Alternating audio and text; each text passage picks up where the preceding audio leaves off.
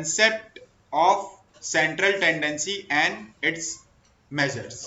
ठीक है, theory perspective से भी पढ़ा दे रहा हूं ताकि आप लोग जो है एग्जाम में अगर कोई थ्योरी लिखने की कोशिश कर रहे हैं तो उसको भी समझ में आएगा।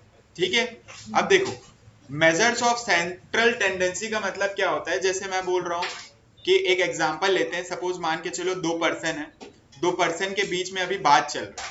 क्या चीज का बात चल रहा है कि देखो भाई आपके लाइब्रेरी में कितने पर्सन आते हैं, ये मान के चलो पर्सन ए है, इसका लाइब्रेरी है, तो मैं इसके पास गया और मैं इससे पूछ रहा हूं कि आपके लाइब्रेरी में कितने लोग आते हैं।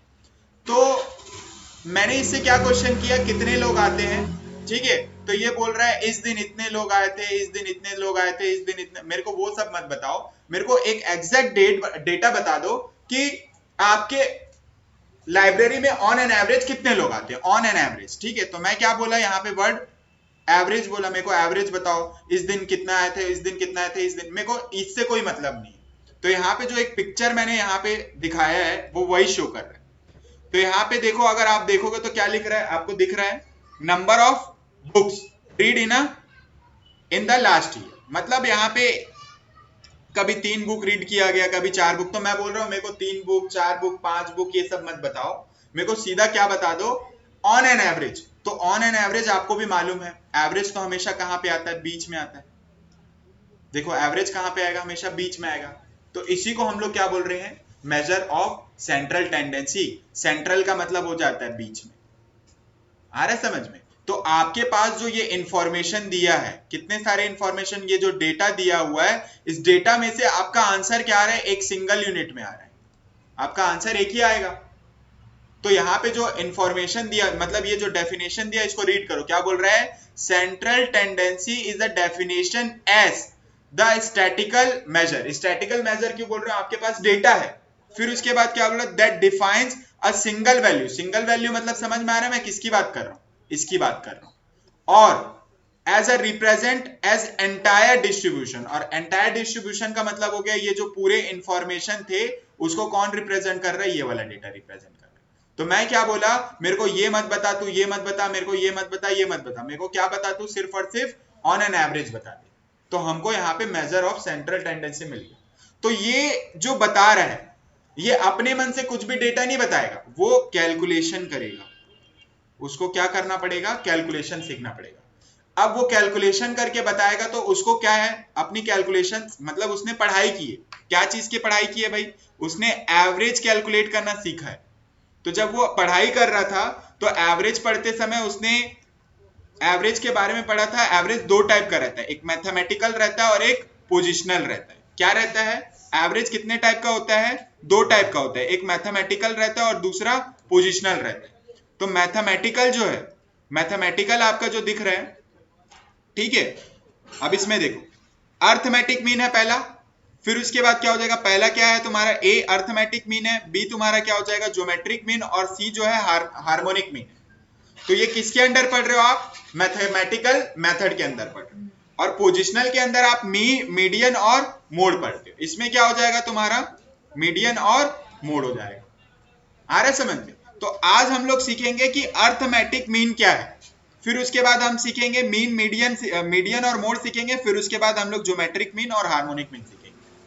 ठीक है, चलो अब यहाँ पे ये फॉर्मूला है। फॉर्मूला तो तुम लोगों को पता है कि हम लोग जब अर्थमेटिक मीन सीखेंगे तो वहां पे कौन सा सीरीज होता है, एक इंडिविजुअल सीरीज होता है, एक डिस्क्रीट सीरीज होता है, और एक फ्रीक्वेंसी डिस्ट्रीब्यूशन जिसको हम लोग ग्रुप सीरीज भी कहते हैं। ठीक है, अब यहाँ पे देखो, जैसे तुम लोग को डाउट रहता है कि ये x का मतलब क्या है, समीशन x का मतलब, तो यहाँ पे सब चीज लिखा हुआ है, ये पूरे इंफॉर्मेशन उसके बारे में दिया हुआ। ठीक है, तो आज का जो हमारा पहला क्वेश्चन, हम लोग क्या सीखेंगे, कैलकुलेशन ऑफ अर्थमेटिक मीन। कौन से सीरीज में, इंडिविजुअल सीरीज में, और कौन से मेथड से, डायरेक्ट मेथड से। तुमको भी मालूम है डायरेक्ट मेथड का। सबसे पहले तो देखो, मैं आपको बोला हूं कि जब कभी भी कोई भी क्वेश्चन आपसे पूछता है तो आप उसके बाजू में पहले फॉर्मूला लिखो, अपने दिमाग में लिखो या रफ में लिखो, कहीं पे भी आप फॉर्मूला लिखो। तो मीन को अपन किससे रिप्रेजेंट करते हैं, एक्स। ठीक है, अब बताओ, इसका फॉर्मूला हो जाएगा, डायरेक्ट मेथड का फॉर्मूला क्या हो जाएगा, summation of X upon N. क्यों समीशन ऑफ एफ क्यों नहीं आ रहा है, रीजन बताओ। क्योंकि यहां पे कोई भी फ्रीक्वेंसी कभी भी इंडिविजुअल सीरीज में फ्रीक्वेंसी जो है नहीं होता है। आ रहा है समझ में? तो ये जो दिया है ये क्या है भैया, तो ये जो है ना सीरियल नंबर है 1 2 3 4, ये बता रहा हूं कि पहला पर्सन, दूसरा पर्सन, तीसरा पर्सन, चौथा पर्सन और पांचवा पर्सन का इनकम बता रहा हूं। अब इसको आपको निकालना पड़ेगा, इसका सोल्यूशन कैसे हो जाएगा, फिर आप इसका सोल्यूशन निकालेंगे, इसका सोल्यूशन निकालेंगे तो आप इसको एग्जाम में प्रेजेंट कैसे करेंगे, तो आप सीरियल नंबर लिखोगे ऐसे, क्लियर है, और क्या लिखोगे उसके बाजू में, इनकम लिखोगे, और इनकम के बाजू में क्या लिखोगे ऐसे, ये एक्स है आपका, इनकम के बाजू में क्या बोलोगे, ये एक्स है आपका। अब यहां पे क्या आ जाएगा 1 2 3 4 एंड 5। इसका इनकम कितना था पहले वाले का, 1132, 1140, 1144, 1136 और 1148 रुपए। ठीक है, अब ये हमारे पास इंफॉर्मेशन है इसका। अब इसका टोटल करेंगे, इसी को हम इसका टोटल करेंगे तो इसको क्या बोलेंगे, समेशन ऑफ एक्स बोलेंगे। तो इसका टोटल कर लेते हैं हम लोग। क्या क्या इंफॉर्मेशन है, सबसे पहले 1132 प्लस 1140 प्लस 1144 प्लस 1136 प्लस 1148। तो ये आपका टोटल जब आप करोगे तो ये कितना आ जाएगा, 5700 आ जाएगा। अब 5700 हम लोग क्या करेंगे, यहीं पे पुट कर देंगे। तो आप फॉर्मूला में क्या करेंगे, पुट कर देंगे। तो समीशन कितना था आपका, समीशन एक्स की जगह पे कितना लिख देंगे, 5700 अपॉन क्या करेंगे, अपॉन लिखेंगे n। n का मतलब क्या हो जाता है, नंबर 1 2 3 4 5। तो कितने नंबर है टोटल, 5। तो हम लोग यहाँ पे क्या लिख देंगे, 5।